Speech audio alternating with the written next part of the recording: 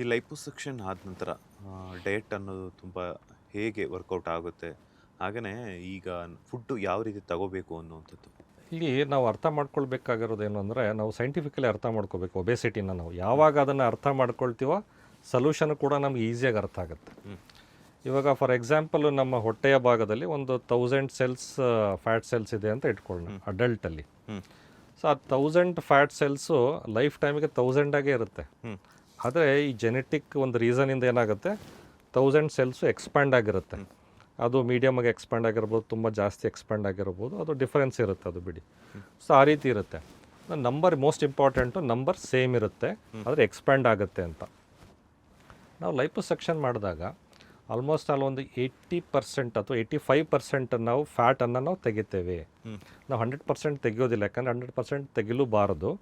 So ಯಾಕಂದರೆ ಸ್ವಲ್ಪ minimal softness ಇರಬೇಕು ಸ್ಕಿನ್ನಿಗೆ.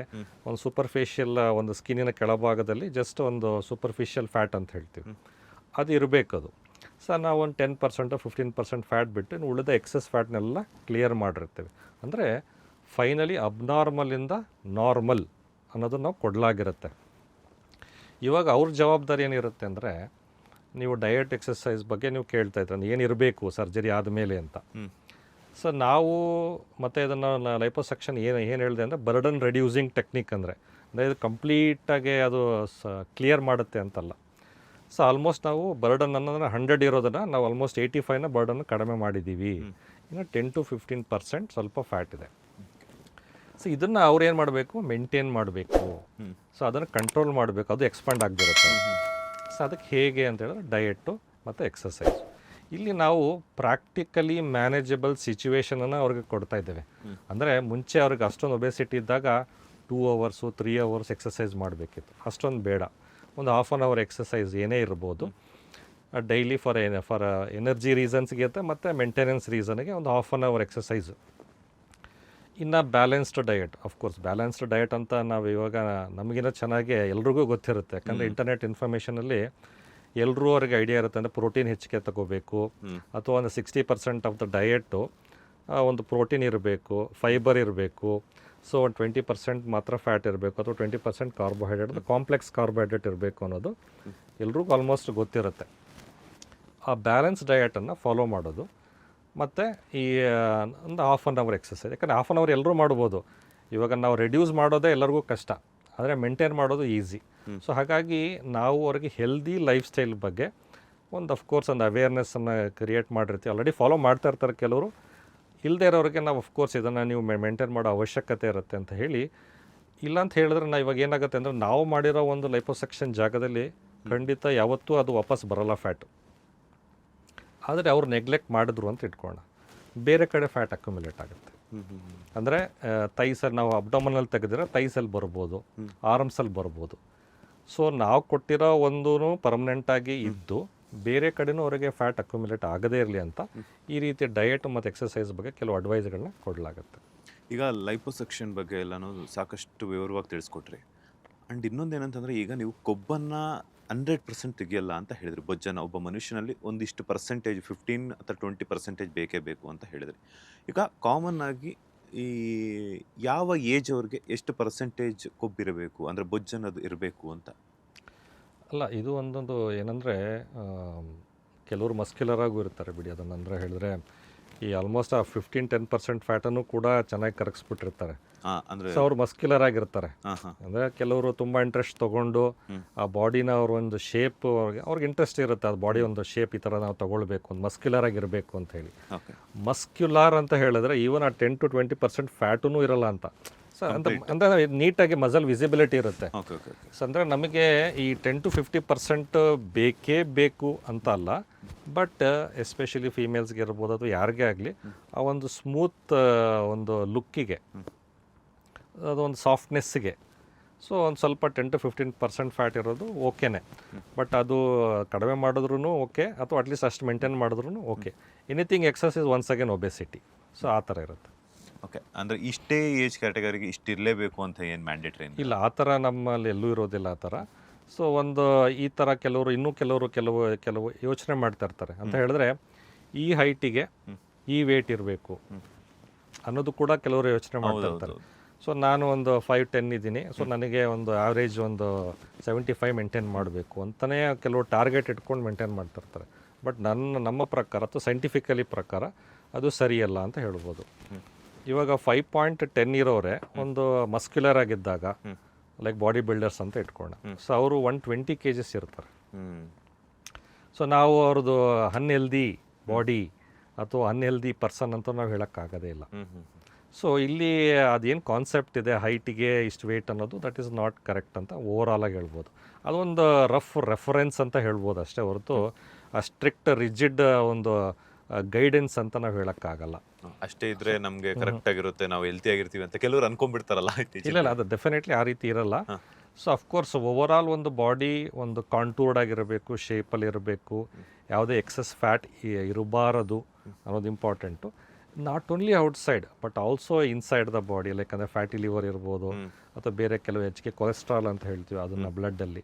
ಸೊ ಆ ರೀತಿಯೂ ಎಲ್ಲ ವಿಚಾರಗಳಲ್ಲೂ ನಾವು ಯೋಚನೆ ಮಾಡಿಕೊಂಡು ಆ ಒಂದು ಹೆಲ್ದಿಯಾಗಿ ಇರಬೇಕು. ಫ್ಯಾಟನ್ನು ಆಲ್ಮೋಸ್ಟ್ ಮಿನಿಮಮ್ ಆಗಿ ಇಟ್ಕೋಬೇಕು ಅನ್ನೋದಿರುತ್ತೆ. ಫ್ಯಾಟ್ ನಿಲ್ ಅಂತ ಅಲ್ಲ, ಫ್ಯಾಟ್ 0 ಅಂತ ಯಾವತ್ತೂ ಡಯಟಲ್ಲಿ ಇರಬಾರ್ದು. That is also wrong. ಅದು ಈ ಥರ ಬ್ಯಾಲೆನ್ಸ್ ಡಯಟ್ ಇಟ್ಕೊಂಡು ಬ್ಯಾಲೆನ್ಸ್ಡ್ ಬಾಡಿ ಒಂದು ಸ್ಟ್ರಕ್ಚರ್ನ ಇಟ್ಕೊಳ್ಳೋದು ಅಬ್ಸಲ್ಯೂಟ್ಲಿ ಫೈನ್. ಅಂದರೆ ಅದು ಅವ್ರವ್ರ ಹೈಟಿಗೆ ಒಂದು ಹೆಲ್ದಿ ಬಾಡಿ ಇರಬೇಕು ಅನ್ನೋದು ಇಂಪಾರ್ಟೆಂಟು, ಅಷ್ಟೇನೇನಿಲ್ಲ. ಸರ್, ಲೈಫೋಸೆಕ್ಷನ್ ಬಗ್ಗೆ ಸಾಕಷ್ಟು ವಿಚಾರಗಳನ್ನ ತಿಳಿಸ್ಕೊಡ್ತಾ ಇದ್ರಿ. ಆ್ಯಂಡ್ ಅದಕ್ಕೆ ಇನ್ನೊಂದಷ್ಟು ವಿಚಾರಗಳನ್ನು ಆ್ಯಡ್ ಆನ್ ಮಾಡೋದಾದರೆ, ಲೈಫೋಸೆಕ್ಷನ್ ಆದ ನಂತರ ಯಾವ ರೀತಿ ನಾವು ರಿಕವರ್ ಆಗಬೇಕು ಆ್ಯಂಡ್ ಹಾಗೆಯೇ ಲೈಫೋಸೆಕ್ಷನ್ ಅನ್ನೋದು ಪರ್ಮನೆಂಟ್ ಸೊಲ್ಯೂಷನ್ ಅನ್ನ ನಾನು ಆಲ್ರೆಡಿ ಹೇಳಿದ ಪ್ರಕಾರ ಅಂದರೆ ಲೈಫೋಸೆಕ್ಷನ್ ಅದು ಪರ್ಮನೆಂಟ್ ಸೊಲ್ಯೂಷನ್ನು. ಇದು ಹೇಗೆ ನಾವು ಜಸ್ಟ್ ಓವರಲಾಗಿ ಹೇಳ್ತಾ ಇದ್ದೀವಿ ಅಂತಲ್ಲ, ನಾನು ಆಲ್ರೆಡಿ ಹೇಳ್ತಾ ಇದ್ದೆ ಇದನ್ನು ನಾವು ಫಿಸಿಕಲಿ ಕೂಡ ಟೆಸ್ಟ್ ಮಾಡ್ಬೋದು ಅಂತ. ಸೊ ನಾವು ಲೈಪೋಸೆಕ್ಷನ್ ಮಾಡಿದ ಯಾವುದೇ ಪಾರ್ಟ್ಸನ್ನು ನಾವು ಅವರಿಗೆ ಫಸ್ಟ್ ಪಿಂಚ್ ಟೆಸ್ಟ್ ಅಂತ ಹೇಳಿದೆ ನಾನು. ಆ ಪಿಂಚ್ ಟೆಸ್ಟನ್ನು ಅವರು ಒಂದು 10 ವರ್ಷ ಬಿಟ್ಟು ಅದೇ ಪಿಂಚ್ ಟೆಸ್ಟ್ ಮಾಡಿದ್ರೆ ಆ ಭಾಗದಲ್ಲಿ ಅಥವಾ 20 ವರ್ಷ ಬಿಟ್ಟು ಮಾಡಿದ್ರು ಅಲ್ಲಿ ಅದೇ ಥರ ಪಿಂಚ್ ಇರುತ್ತೆ. ಅಂದರೆ ಎಕ್ಸ್ಟ್ರಾ ಫ್ಯಾಟ್ ಅಲ್ಲಿ ಅಕ್ಯುಮುಲೇಟ್ ಆಗೋದಿಲ್ಲ, ಪರ್ಮನೆನ್ಸಿ ಇರುತ್ತೆ. ಆದರೆ ಅವರಿಗೆ ಬೇರೆ ಭಾಗದಲ್ಲಿ ಎಕ್ಸ್ಟ್ರಾ ಫ್ಯಾಟ್ ಇದ್ದಾಗ ಸೊ ಅದ್ರ ಬಗ್ಗೆನೂ ಕೂಡ ಅವರು ಗಮನ ಈ ಲೈಪೋಸೆಕ್ಷನ್ ಮಾಡಿಸೋದ್ರಿಂದ ಅಲ್ಲೂ ಕೂಡ ರಿಸಲ್ಟ್ಸ್ ಇದ್ದೇ ಇರುತ್ತೆ. ಸೊ ಇದು ಒಂಥರ ಅಫ್ಕೋರ್ಸ್ ಸೈಂಟಿಫಿಕಲಿ, ಯಾಕಂದರೆ ನಾನು ಏನಕ್ಕೆ ಪರ್ಮನೆಂಟು ಅನ್ನೋದನ್ನು ಆಲ್ರೆಡಿ ಕೂಡ ಹೇಳಿದೆ. ಅಂದರೆ ನಾವು ಫ್ಯಾಟ್ ಸೆಲ್ಲನ್ನು ಈ ನಂಬರ್ಸನ್ನೇ ನಾವು ಕಡಿಮೆ ಮಾಡ್ತಾ ಇರೋದ್ರಿಂದ 85% ಕಡಿಮೆ ಮಾಡ್ತಾ ಇರೋದ್ರಿಂದ ಅಷ್ಟಾಗಿ ಅದು ಅಕ್ಯುಮುಲೇಟ್ ಆಗಲ್ಲ. ಇವನ್ ನೆಗ್ಲೆಕ್ಟ್ ಮಾಡಿದ್ರೂ ಕೂಡ ಅವ್ರ ದೇಹದ ಇನ್ನಿತರ ಭಾಗದಲ್ಲಿ ಅಕ್ಯುಮುಲೇಟ್ ಆಗ್ಬೋದೇ ವಿನಃ ನಾವು ಮಾಡಿರ್ತಕ್ಕಂತಹ ಒಂದು ದೇಹದ ಭಾಗದಲ್ಲಿ ಫ್ಯಾಟ್ ಅಕ್ಯುಮುಲೇಟ್ ಆಗೋದಿಲ್ಲ ಅನ್ನೋದು ಇರ್ತದೆ. ಇನ್ನು ಈ ಸರ್ಜರಿಯ ನಂತರ ಕೆಲವು ಆರೈಕೆ ಹೇಗಿರಬೇಕು ಅನ್ನೋದು, ಪೋಸ್ಟ್ ಆಪ್ ರಿಕವರಿ ಅಥವಾ ಆರೈಕೆ ಹೇಗಿರಬೇಕು ಅಂತ ಎಲ್ಲರೂ ಸಾಮಾನ್ಯವಾಗಿ ಕೇಳ್ತಾ ಇರ್ತಾರೆ. ಯಾಕಂದರೆ ಅವರು ಕೂಡ ಅದನ್ನು ಸರ್ಜರಿ ಆದಮೇಲೆ ಪ್ಲ್ಯಾನ್ ಮಾಡ್ಕೋಬೇಕಲ್ಲ, ಎಷ್ಟು ದಿವಸ ನಾವು ರಜೆ ತೊಗೋಬೇಕು ಅಥವಾ ಎಷ್ಟು ದಿವಸ ಮನೇಲಿ ಇರಬೇಕು, ಆಮೇಲೆ ಯಾವಾಗ ಆಫೀಸ್ಗೆ ಹೋಗ್ಬೋದು, ಈ ರೀತಿ ಒಂದು ಯೋಚನೆಗಳಿರುತ್ತೆ. ಇದು ಹೇಗೆ ಅಂದರೆ ಇದು ರಿಕವರಿ ಯಾವತ್ತೂ ಸ್ಮೂತಾಗಿರುತ್ತೆ. ಅಂದರೆ ಫಸ್ಟ್ ಹೇಳ್ಬೇಕಂದ್ರೆ ಪೇನ್ ಪಾರ್ಟ್, ಎಲ್ಲರೂ ಯೋಚನೆ ಮಾಡೋದು ಪೇನ್ ಎಷ್ಟಿರುತ್ತೆ. ಇವಾಗ ನಾನು ಹೇಳ್ಬೋದು ಆಲ್ಮೋಸ್ಟ್ ಆಲ್ ಅದು ಮೈಲ್ಡ್ ಅಂತ ಹೇಳ್ಬೋದು, ಅಥವಾ ಸಮ್ಟೈಮ್ಸ್ ಅಷ್ಟು ಇರಲ್ಲ ಅಥವಾ ಮೈಲ್ಡ್ ಅಂತ ಹೇಳ್ಬೋದು. ಆ ಮೈಲ್ಡ್ ಅಥವಾ ಸೋರ್ನೆಸ್ ಅಂತ ಹೇಳ್ತೀವಿ. ಆ ಮೈಲ್ಡ್ ಆ ಪೇನು ಕೂಡ ನಾವು ಅಂದರೆ ನಮ್ಗೆ ಐಡಿಯಾ ಇರುತ್ತೆ ಎಷ್ಟು ಪೇನ್ ಇರ್ಬೋದು ಅಂತ. ಹಾಗಾಗಿ ಪೇನ್ ಕಿಲ್ಲರ್ಸ್ಗಳು ಟೆಂಪ್ರವರಿಯಾಗಿ 1 ವೀಕ್ 10 ಡೇಸು ಈ ರೀತಿಯಾಗಿ ಅದನ್ನು ಕವರ್ ಮಾಡಿರ್ತೇವೆ. ಸೊ ಹಾಗಾಗಿ ಅವ್ರಿಗೆ ಅಷ್ಟಾಗಿ ಕೂಡ ಆ ಪೇನ್ ಎಕ್ಸ್ಪೀರಿಯನ್ಸ್ ಇರೋದಿಲ್ಲ. ನಾವು ಎರಡನೇದಾಗಿ ನಾವು ಮೊಬಲೈಸೇಷನ್ ಅಂದರೆ ಸರ್ಜರಿಯಾಗಿ ನೀವು 3 to 4 ಡೇಸ್ ರೆಸ್ಟ್ ತೊಗೊಳ್ಳಿ, ಆ ರೀತಿ ಇರಲ್ಲ. ಸರ್ಜರಿ ಆಗಿದೆ ದಿವಸ ಸಂಜೆ ಕಡೆಯಿಂದನೇ ಅವರು ಸ್ವಲ್ಪ ಓಡಾಡಬೇಕು, ಮೋಸ್ಟ್ ಇಂಪಾರ್ಟೆಂಟ್ ಅದು. ಅವಾಗ ಅವ್ರಿಗೊಂದು ಸ್ವಲ್ಪ ಕಾನ್ಫಿಡೆನ್ಸ್ ಬರುತ್ತೆ, ರಿಕವರಿನೂ ಕೂಡ ಫಾಸ್ಟರಾಗಿರುತ್ತೆ ಅವ್ರಿಗೆ. ಸೊ ಅದಾದಮೇಲೆ ಕೂಡ ನೆಕ್ಸ್ಟ್ ದಿವಸದಿಂದ ಫುಡ್ಡು ಕೂಡ ನಾರ್ಮಲ್ ಆಗಿರುತ್ತೆ. ಆಮೇಲೆ ಅವರು ಅಂದರೆ ಸ್ವಲ್ಪ ನಾವು ವಾಕಿಂಗ್ ಮಾಡಿ ಅಂತ ಹೇಳ್ತೀವಿ ಮನೆಯಲ್ಲೇ. ಸೊ ಮನೆಯಲ್ಲೇ ಅವರು ವಾಕ್ ಮಾಡ್ತಾ ಇರಬೇಕು ಆಗಾಗ ವಾಕ್ ಮಾಡ್ತಾ ಇರಬೇಕು. ಫುಡ್ಡು ನಾರ್ಮಲಾಗಿ ತೊಗೊಳ್ಬೋದು ಅನ್ನೋದಿರುತ್ತೆ. ಸೊ ಅದರಲ್ಲಿ ವ್ಯತ್ಯಾಸನೂ ಕೂಡ ಇರೋಲ್ಲ, ಅಂದರೆ ವೆಜ್ಜು ನಾನ್ ವೆಜ್ಜು ಆ ಥರ ಇರೋಲ್ಲ. ಅದು ಸೇಮ್ ಬ್ಯಾಲೆನ್ಸ್ ಡಯಟ್ ಪ್ರಿನ್ಸಿಪಲ್ಸ್ ಎದ್ದೇ ಇರುತ್ತೆ. ಜೊತೆಯಲ್ಲಿ ಆ್ಯಂಟಿ ಆಕ್ಸಿಡೆಂಟ್ಸ್ ಅಂದರೆ ಹಣ್ಣುಗಳಲ್ಲಿ ಆ್ಯಂಟಿ ಆಕ್ಸಿಡೆಂಟ್ಸ್ ಇರೋದ್ರಿಂದ ರಿಕವರಿಗೆ ಹೆಲ್ಪ್ ಆಗುತ್ತೆ ಅಂತ ಒಂದು. ಮತ್ತು ಪ್ರೋಟೀನ್ ರಿಚ್ ಡಯಟ್ ಇರೋದ್ರಿಂದ ರಿಕವರಿನೂ ಕೂಡ ಚೆನ್ನಾಗಿರುತ್ತೆ ಅನ್ನೋ ಒಂದು ರೀಸನ್ಗೆ ಕೆಲವೊಂದು ಈ ರೀತಿ ಅಡ್ವೈಸ್ಗಳನ್ನೂ ಕೂಡ ಮಾಡಲಾಗುತ್ತೆ. ಸೊ ಅವ್ರಿಗೆ ನಾವು ಪ್ರೆಷರ್ ಗಾರ್ಮೆಂಟ್ ಅಂತ ಕೊಡ್ತೀವಿ, ಅಂದರೆ ಕಂಪ್ರೆಷನ್ ಗಾರ್ಮೆಂಟ್ ಅಂತ ಇರುತ್ತೆ. ಫಾರ್ ಎಕ್ಸಾಂಪಲ್ ನಾವು ಅಬ್ಡಮನ್ ನಾವು ಲೈಪೋಸೆಕ್ಷನ್ ಮಾಡಿದಾಗ ಆ ಒಂದು ಈ ಅಬ್ಡಮನ್ ಬೆಲ್ಟ್ ಅಂತ ಇರುತ್ತೆ. ಸೊ ಅದನ್ನು ಅವ್ರು ಹಾಕ್ಕೊಳ್ಳಿ ಅಂತ ಹೇಳ್ತೀವಿ. ಅಂತ ಏನಕ್ಕೆ ಅಂತ ಹೇಳಿದ್ರೆ ಅಲ್ಲಿ ಸ್ವಲ್ಪ ಸ್ವೆಲ್ಲಿಂಗ್ ಬರೋ ಚಾನ್ಸಸ್ ಇರುತ್ತೆ. ಆ ಸ್ವೆಲ್ಲಿಂಗನ್ನು ಕಂಟ್ರೋಲಲ್ಲಿ ಇರಲಿ ಅಂತ ಹೇಳಿ ಒಂದು 3 ವೀಕ್ಸು 1 ಮಂತು ಅಥವಾ 1.5 months depending upon the severity ಮೇಲೆ ನಾವು ಅದನ್ನು ಅಡ್ವೈಸ್ ಮಾಡಿರ್ತೀವಿ. ಅದು ಒಂದು ಹಾಕ್ಕೊಳ್ಬೋದು. ಸೊ ಅದು ಒಂದು ಇದಿರುತ್ತೆ, ಪ್ರೆಷರ್ ಗಾರ್ಮೆಂಟ್ ಇರುತ್ತೆ. ಸಮ್ಟೈಮ್ಸ್ ಈ ವೆಲ್ಕ್ರೋ ಬೆಲ್ಟ್ಸ್ ಇರುತ್ತೆ, ಪೋಸ್ಟ್ ಪ್ರೆಗ್ನೆನ್ಸಿ ಬೆಲ್ಟ್ಸ್, ಆ ಥರದ್ದು ಕೆಲವು ಇರ್ತವೆ, ಅದನ್ನು ಯೂಸ್ ಮಾಡೋದು. ಯಾಕಂದರೆ ಅಷ್ಟಾಗಿ ಅವ್ರಿಗೆ ವಿಸಿಬಿಲಿಟಿ ಇರೋಲ್ಲ, ಇವನ್ ಬಟ್ಟೆ ಮೇಲೆ ಅಷ್ಟಾಗಿ ಕಾಣಿಸಲ್ಲ ಅದು. ಸೊ ಪ್ರೆಷರ್ ಗಾರ್ಮೆಂಟ್ ಒಂದು. ಸೊ ಅದಾದಮೇಲೆ ಕೆಲವು ಫಾಲೋಅಪ್ಸ್ಗಳಿರುತ್ತೆ. ಸೊ ಅಂದರೆ 3ನೇ ದಿವಸಕ್ಕೆ ಒಂದು ಫಾಲೋಅಪ್ ಅಂತ ಬಂದಾಗ ನಾನು ಆಲ್ರೆಡಿ ಹೇಳಿದ್ದೆ, ಒಂದು ಸಣ್ಣ ಸಣ್ಣ ಹೋಲ್ಗಳನ್ನು ಮಾಡಿರ್ತೀವಿ ಅಂತ. ಸೊ ಆ ಹೋಲ್ಗಳನ್ನು ನಾವು ಅದನ್ನು ಕ್ಲಿಯರ್ ಮಾಡಲಿಕ್ಕೆ ನಾವು ಅಂದರೆ ಆಲ್ಮೋಸ್ಟ್ ಅದು ಕ್ಲೋಸ್ ಆಗಿಬಿಡುತ್ತೆ 2 to 3 ಡೇಸಲ್ಲಿ. ಸೊ ಅದಕ್ಕೆ ನಾವು ವಾಟರ್ ಪ್ರೂಫ್ ಪ್ಲಾಸ್ಟರ್ ಹಾಕ್ತೀವಿ. ಸೊ ಅದಾದಮೇಲೆ ಅವ್ರು ನಾರ್ಮಲಾಗಿ ಸ್ನಾನ ಮಾಡ್ಬೋದು. So more or less even some work from home option ಇದ್ದವ್ರಿಗೆ ನಾವು ನೆಕ್ಸ್ಟ್ ದಿವಸದಿಂದನೇ ಬೇಕಾದ್ರೆ ನೀವು ಮಾಡಬಹುದು ಅಂತ ಹೇಳಿರ್ತೀವಿ. ಮಾಡಲೇಬೇಕು ಅಂತಲ್ಲ, ಮಾಡಬಹುದು. ನಿಮ್ಗೆ ಅಂದರೆ ಅವರಿಗೆ ಆಬ್ಲಿಗೇಷನ್ಸ್ ಇದ್ದರೆ, ಅಷ್ಟಾಗಿ ರಜಾ ಸಿಗ್ತಾ ಇಲ್ಲ ನಮಗೆ ಕಂಟಿನ್ಯೂ ಮಾಡಬೇಕು ಅನ್ನಂಗಿದ್ರೆ ಮಾಡಬಹುದು. ಆಫ್ಲೈನ್ ವರ್ಕ್ ಅಂತ ಇದ್ದರೆ, ಅಂದರೆ ಅವ್ರು ಆಫೀಸ್ಗೆ ಹೋಗಬೇಕು ಅಂತ ಬಂದಾಗ 4th ಡೇ ಅಥವಾ 5th ಡೇಯಿಂದ ಡೆಫಿನೆಟ್ಲಿ ಅವರು ಟ್ರಾವೆಲ್ ಮಾಡ್ಬೋದು, ಆಫೀಸ್ಗೆ ಹೋಗ್ಬೋದು, ನಾರ್ಮಲಾಗಿರ್ಬೋದು. ರೊಟೀನ್ ಲೈಫ್ ಅಂತೀವಿ ಅದಕ್ಕೆ. ಸೊ ರೊಟೀನ್ ಲೈಫಲ್ಲಿ ಇನ್ವಾಲ್ವ್ ಆಗ್ಬೋದು ಅವರಲ್ಲಿ. ಸೊ ಅದೇ ರೀತಿ ನೆಕ್ಸ್ಟ್ ಒಂದು 10th ಡೇ ನಾವು ಫಾಲೋಅಪಿಗೆ ಬರೋಕ್ಕೆ ಹೇಳ್ತೀವಿ. ಆ ಟೈಮಲ್ಲಿ ನಾವು ವಾಟರ್ ಪ್ರೂಫ್ ಪ್ಲಾಸ್ಟರ್ ಹಾಕಿರ್ತೀವಲ್ಲ ಅದನ್ನು ತೆಗಿತೇವೆ.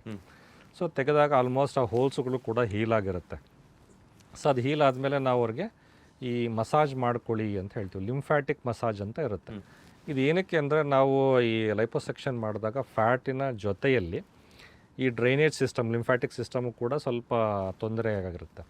ಬಟ್ ಅದು ವಾಪಸ್ ರಿಕವರಿ ಆಗುತ್ತೆ ವಿತಿನ್ 2 ವೀಕ್ಸಲ್ಲೋ 3 ವೀಕ್ಸಲ್ಲೋ ಅದು ಅಥವಾ 1 ಮಂತಲ್ಲಿ ಅದು ರಿಕವರ್ ಆಗಿಬಿಡುತ್ತದೆ. ಸೊ ಅಲ್ಲಿಯ ತನಕ ಆ ಒಂದು ಕೇರ್ ತೊಗೋಬೇಕಲ್ಲ, ಅಲ್ಲಿ ಫ್ಲೂಯಿಡ್ ಅಕ್ಯುಮುಲೇಟ್ ಆಗಬಾರ್ದು. ಸೊ ಸ್ವೆಲ್ಲಿಂಗ್ ಕಂಟ್ರೋಲ್ ಇರಲಿ ಅಂಥೇಳಿ ನಾವು ಮಸಾಜ್ ಕೂಡ ನಾವು ಮಾಡ್ಲಿಕ್ಕೆ ಹೇಳ್ತೀವಿ. ಅವರೇ ಮಾಡ್ತಕ್ಕಂಥದ್ದು, ಯಾವುದೇ ಮಸಾಜ್ ಸೆಂಟ್ರಿಗೆ ಹೋಗಬೇಕು ಅನ್ನೋದೇನಿಲ್ಲ. ಸೆಲ್ಫ್ ಕೇರ್, ಸೆಲ್ಫ್ ಮಸಾಜ್ ಅಂತಲೇ ಹೇಳ್ತೀವಿ. ಒಂದು ಬೆಳಗ್ಗೆ ಒಂದು 5-10 ನಿಮಿಷ, ಸಾಯಂಕಾಲ ಒಂದು 5-10 ನಿಮಿಷ ಈ ಒಂದು ಕೊಬ್ಬರಿ ಎಣ್ಣೆನ ಅಥವಾ ಯಾವುದೋ ಒಂದು ಆಯಿಲನ್ನು ಯೂಸ್ ಮಾಡಿಕೊಂಡು, ಆಲ್ಮಂಡ್ ಆಯಿಲ್ ಇರ್ಬೋದು, ಸೊ ಅದನ್ನು ಯೂಸ್ ಮಾಡಿಕೊಂಡು ಅವರೇ ಸೆಲ್ಫ್ ಮಸಾಜ್ ಮಾಡ್ಕೊಳ್ತಾರೆ. ಆಯಿಲ್ನ ಬಿಸಿ ಮಾಡಬೇಕಾ ಆ ಥರ? ಇಲ್ಲ, ಏನಿಲ್ಲ, ನಾರ್ಮಲ್. ಇದೇನಂದರೆ ಲೈಕ್ ಅದು ಮೀಡಿಯಾ ಅಂದರೆ ಸ್ವಲ್ಪ ಫ್ರಿಕ್ಷನ್ ಕಡಿಮೆ ಇರಲಿ, ಫ್ರಿಕ್ಷನ್ ಲೆಸ್ ಇರಲಿ ಅನ್ನೋದಕ್ಕೆ ಅಷ್ಟೇ. ಬೇರೆ ಇನ್ಯಾವುದೋ ರೀಸನ್ ಇರಲ್ಲ ಅದಕ್ಕೆ. ಸೊ ಅಂದರೆ ಡ್ರೈ ಮಾಡಿದಾಗ ಸ್ವಲ್ಪ ಫ್ರಿಕ್ಷನ್ ಇರುತ್ತೆ, ಪೇನ್ ಆಗುತ್ತೆ ಅಂತ. ಬಟ್ ಆಯಿಲ್ ಇದ್ದಾಗ ಅದು ಸ್ಲಿಪ್ಪರಿ ಇರುತ್ತಲ್ಲ, ಅದು ಸ್ವಲ್ಪ ಮಸಾಜ್ ಆಗುತ್ತೆ, ಪ್ಲಸ್ ಪೇನ್ ಇರಲ್ಲ ಅನ್ನೋದಕ್ಕೆ ನಾವು ಅದನ್ನು ಹೇಳ್ತೀವಿ. So any oil is fine ಅಂತ ನಾವು ಹೇಳ್ತೀವಿ.